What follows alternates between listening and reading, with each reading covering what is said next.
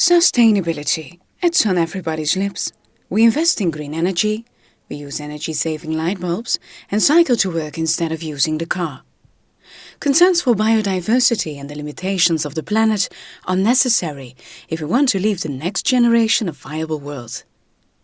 In a variety of environments, diverse forms of life exist, which together maintain an equilibrium necessary for our planet. But what about humanity?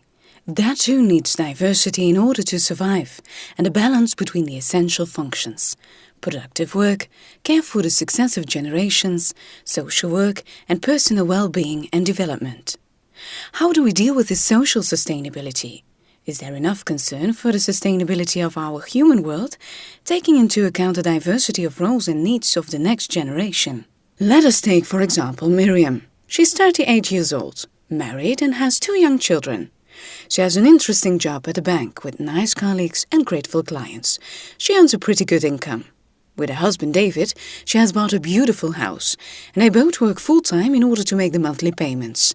The computer firm where David works has recently relocated to India, so every now and again he has to travel for a week or 2. The care for the family then falls mainly on Miriam.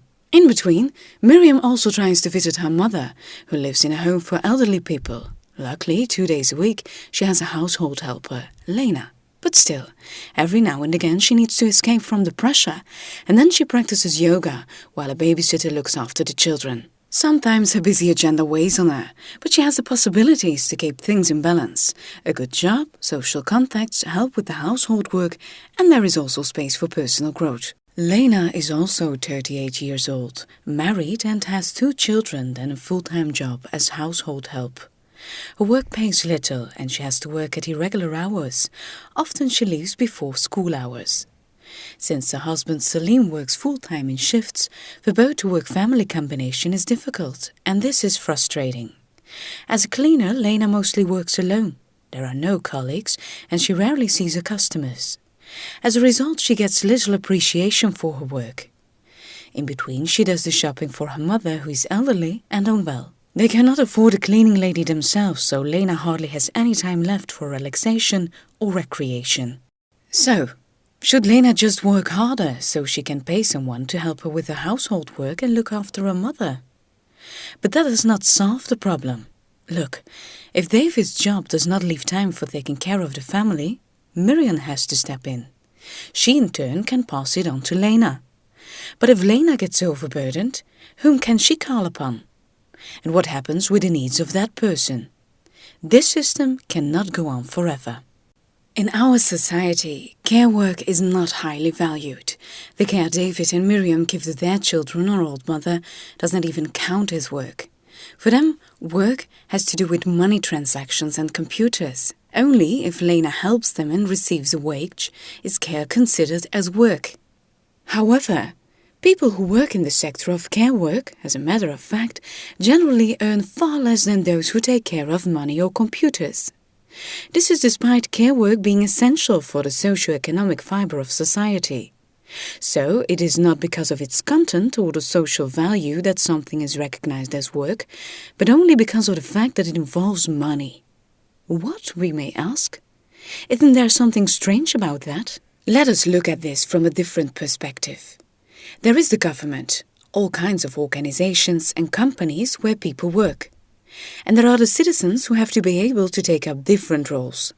The government organizes some of these roles, but does so with the money it collects through the taxing of labor. Those that have an employment receive an income. On this income, people pay taxes, and consequently they build up pension rights. But note, rights. David, who works full-time, once he is old, will have the right to a full pension. But it is the future workers who will have to pay for those rights. So, for a pension system, you not only need rights, but also children.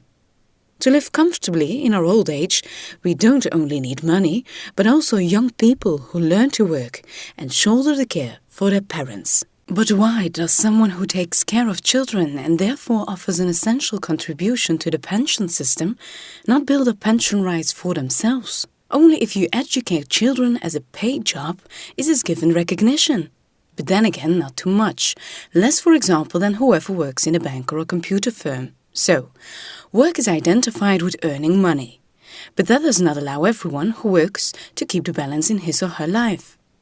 Neither does it guarantee that all those hard-working people will be looked after properly in their old age. This is a problem that cannot be solved by paid work alone. Care work will always be necessary, but of course in balance with social work and self-work, with nice social contacts and opportunities to develop a wide range of talents. As Lena takes care of David and Miriam's family and gets paid, she pays taxes and so builds her pension rights. But personally, she receives so little recognition and so little pay that sometimes the balance in her life is completely lost. She has little time to look after her own family, but she cannot let someone else help her with her own care work.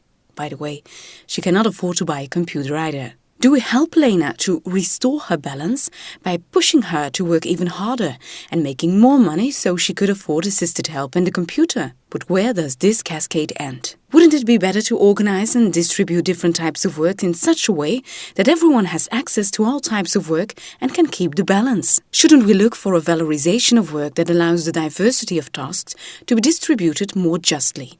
This analysis of work can not only be applied to family care and elderly care, but also to many other situations. People who help children cross the street in front of the school every morning, or help their old neighbor in his vegetable garden while he can tell his life story, or who give people the feeling that they are heard and valued and that their talents are needed, make an invaluable contribution to society. If we would only want to valorize this work by means of a wage, we would turn it into an unaffordable luxury. No company would dream of making a profit on that. And so, it disappears. So, diversity means that the model of work should become richer and more varied than only the one David embodies. Just as biodiversity guarantees the viability of the natural environment, so the diversity of talents and roles guarantees the viability of the social fiber of society.